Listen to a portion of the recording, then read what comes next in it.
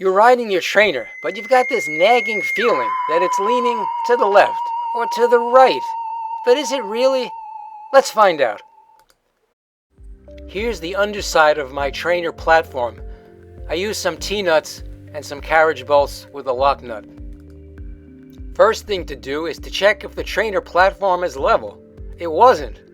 But what's odd is the bubble is to the right, that's the drive side, so if anything, I'm leaning to the left, but that's not what I felt.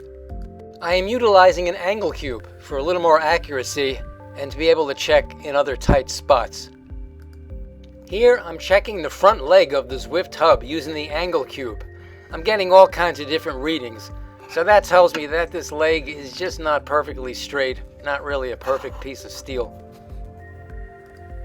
The plot thickens.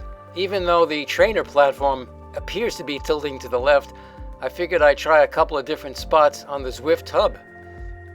Here's the bar that runs to the back. This is showing 0 degrees, perfectly plumb. Then I checked another spot in the back. This is the flywheel. This also shows perfectly plumb. So now we've checked the trainer platform and the trainer itself. But what about the bicycle? Surely there must be some way to determine if the bicycle is sitting dead vertical or is it leaning one way or the other. So I put a level across the chainstays. I even put a piece of electrical tape on the non-drive side to make up for a similar one on the drive side. And as you can see, now the level is starting to agree with how I feel. This bike is leaning to the right.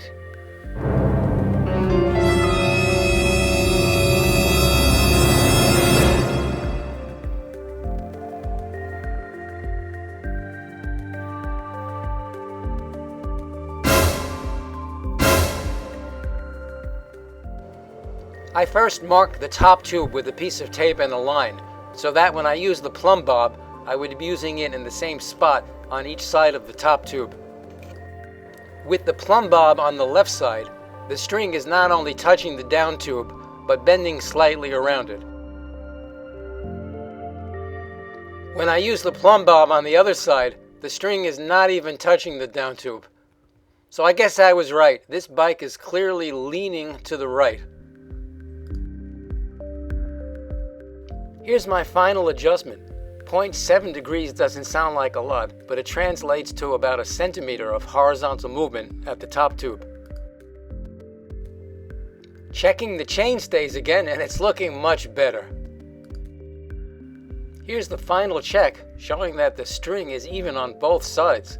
The bike is now finally straight, and it does feel that way when I ride. I guess the takeaway here is the human body is a pretty good indicator of what's straight and what's perpendicular.